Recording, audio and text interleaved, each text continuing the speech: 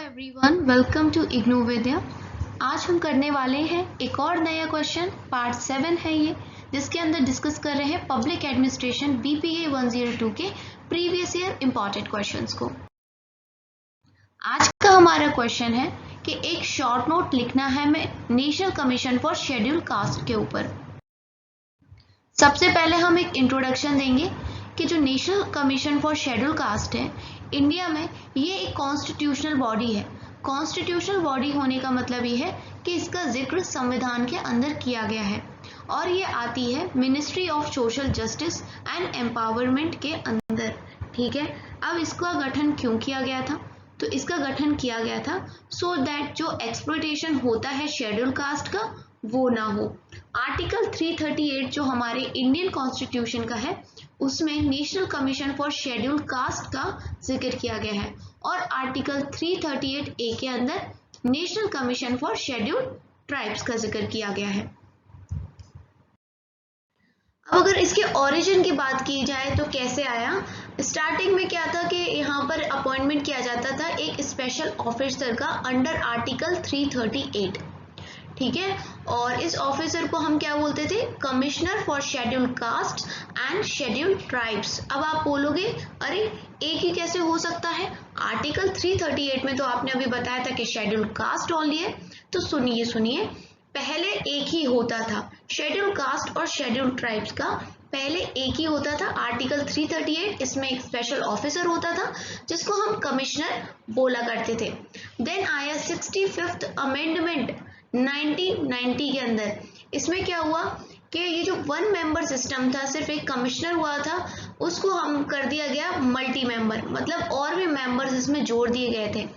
National commission for schedule caste and schedule tribes, मतलब पहले ये एक ही होता था। ठीक है, कब हुआ था? 65th अमेंडमेंट एक्ट 1990 में। ठीक है, अब उसके बाद एक अमेंडमेंट और किया गया था 89th अमेंडमेंट। ये क्या था? 2003 के अंदर। और इसके अंदर क्या हुआ कि जो नेशनल कमीशन फॉर एससी और जो एसटी है, शेड्यूल कास्ट और शेड्यूल ट्राइब्स का जो है, उसको 2 अलग अलग कमीशंस में बांट दिया गया था। 2003 में अमेंडमेंट हुआ और 2004 में हमारे सामने 2 नई बॉडीज आ गई थी। एक तो यही है अपनी आर्टिकल 338 के अंदर national commission for schedule caste, और इसके अंदर एक सब डिवीजन और कर दिया था article 338A national commission for schedule tribes. अब आपको समझ में आ गया होगा ना कि पहले एक ही था, फिर उसके बाद एक और अमेंडमेंट आया। ठीक है, फिर एक और अमेंडमेंट आया और आज हमें 2 अलग अलग कमीशंस देखने को मिलती हैं। अब अगर इनके स्ट्रक्चर की बात करूं तो उसके स्ट्रक्चर के अंदर एक चेयरपर्सन होता है, एक वाइस चेयरपर्सन होता है और 3 और भी मेंबर्स होते हैं और इनकी अपॉइंटमेंट प्रेसिडेंट करते हैं। तो फंक्शंस की बात कर लेते हैं कि ये कुछ फंक्शंस हैं जो पब्लिक जो नेशनल कमीशन है शेड्यूल कास्ट की वो करती हैं परफॉर्म। तो पहला इसके अंदर है कि इन्वेस्टिगेट करती है और मॉनिटर करती है वो सारे मैटर्स जो कि सेफगार्ड करे, किसको सेफगार्ड करे? तो राइट्स को सेफगार्ड करें शेड्यूल कास्ट के। ठीक है, ये सारे प्रोविजंस कॉन्स्टिट्यूशन के अंदर दिए गए हैं। और तो और अगर मान लीजिए कोई भी कंप्लेन है किसके रिस्पेक्ट में कि शोषण किया जा रहा है या फिर अधिकारों को छीना जा रहा है शेड्यूल कास्ट के, तो उसके लिए भी ये इंक्वायरी बिठाते हैं, इंक्वायर करते हैं, इवन पार्टिसिपेट करते हैं और एडवाइस देते हैं उन प्लानिंग प्रोसेस पे जो कि शेड्यूल कास्ट के सोशल और इकोनॉमिक डेवलपमेंट करवाती हैं, प्रोग्रेस करवाती हैं। ठीक है, चाहे फिर यूनियन में हो या फिर किसी भी स्टेट में हो। To present to the President annually and at such other times as the Commission may deem fit reports upon the working of those safeguards। और ये टाइम टू टाइम या फिर हम कह सकते हैं साल में जो एनुअल एक रिपोर्ट होती है वो भी प्रेसिडेंट को देते हैं कि इन्होंने क्या काम किया to safeguard the rights of schedule caste. ये कुछ ऐसी रिपोर्ट्स भी बताते हैं जिसमें रिकमेंडेशन दिया जाता है कि हम ऐसे कौन से मेजर्स ले सकते हैं यूनियन और स्टेट लेवल पे सो दैट हम इनको एक मतलब इनको प्रोटेक्शन दे सकते हैं या इनका वेलफेयर करवा सकते हैं हर तरीके से, सोशल और इकोनॉमिक वे पे हम इनका डेवलपमेंट कैसे करवा सकते हैं शेड्यूल कास्ट का। तो ये सारी रिकमेंडेशन भी ये देते हैं। ठीक है। और ये क्या डिस्चार्ज करते हैं, और भी बहुत सारे फंक्शन डिस्चार्ज करते हैं, वही वेलफेयर डेवलपमेंट को लेके, या फिर कैसे शेड्यूल कास्ट को हम थोड़ा एडवांस करें, है ना।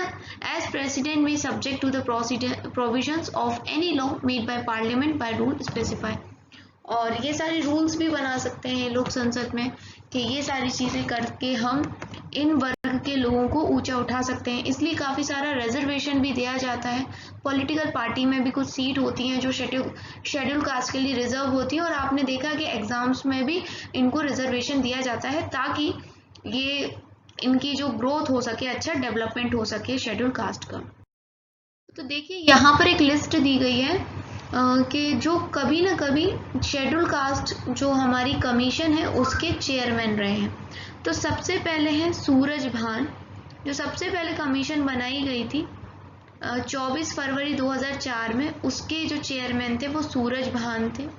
इन्होंने 6 अगस्त 2007 में ऑफिस छोड़ा था।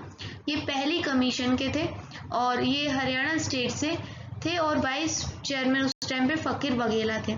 आप इतना याद ना रखें, बस पहला चेयरमैन सूरज भान याद रख लीजिए। इन्होंने ऑफिस 24 फरवरी 2004 में लिया था। उसके बाद सीधे नीचे आके विजय सांपला, जो कि अभी करंट में चेयरमैन है, इनका याद रखिए। ये 18 फरवरी 2021 से चेयरमैन है national commission for schedule caste के, ठीक है, और अभी तक ये बने हुए हैं। और ये 6th हमारे चेयरपर्सन है इस कमीशन के, ठीक है, पंजाब से। और अरुण हल्दर इस टाइम पे वाइस चेयरमैन है। तो एटलीस्ट चेयरमैन तो आप याद रखिए फर्स्ट, और जो अभी करंट में है। तो ठीक है, इसी के साथ हमारा national commission for schedule caste खत्म होता है। मिलूंगी नए क्वेश्चन के साथ। अगर आप किसी पर्टिकुलर क्वेश्चन पे चाहते हो तो अभी भी बता दो, 1 या 2 दिन में, मतलब आपके एग्जाम से पहले मैं वीडियो लेके आ जाऊंगी। कोई डाउट है तो आप पूछ सकते हो कमेंट सेक्शन में, ठीक है। लाइक शेयर सब्सक्राइब भी कर देना। Thanks for watching IGNOU Vidya.